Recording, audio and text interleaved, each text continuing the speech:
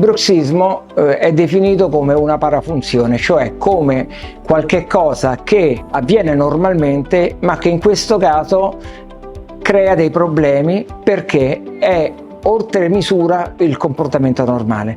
In che consiste il bruxismo? Il bruxismo consiste nella tendenza al digrignamento dei denti, quello che viene definito volgarmente l'arrotare i denti. È una funzione normalmente che l'articolazione temporomandibolare, che è quella che comanda il movimento delle arcate dentari, attua normalmente per trovare una posizione adeguata. Il problema del paziente che soffre di bruxismo è che questa tendenza, questo movimento, che sarebbe un movimento normale, diventa talmente ripetitivo e talmente continuativo da portare all'usura dei denti fino quasi a renderli addirittura piatti.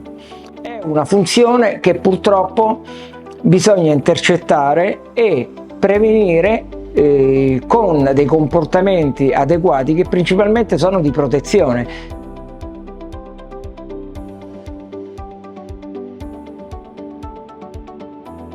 Se identifichiamo il paziente che ha una tendenza al bruxismo o ha una tendenza a una funzione che può avvicinarsi a quella del bruxismo, interveniamo subito con delle apparecchiature che si chiamano bite di svincolo o protettori come posizionatori, che servono appunto a impedire che il digrignamento, che avviene principalmente quando la nostra coscienza non è presente, può portare a distruzione dei denti, e quindi noi proteggiamo le superfici dei denti con questi apparecchi.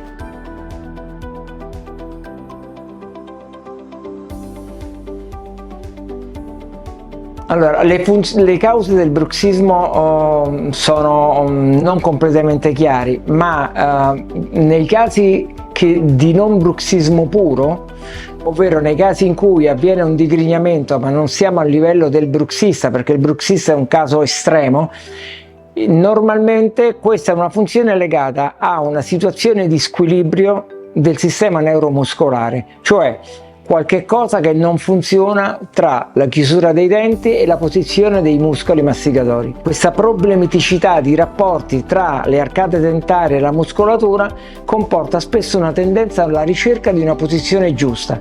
E la mandibola come fa a cercare la posizione giusta? Spostandosi destra, sinistra, avanti e dietro, e quindi facendolo continuamente crea un vero e proprio movimento di digrignamento e arrotatura dei denti.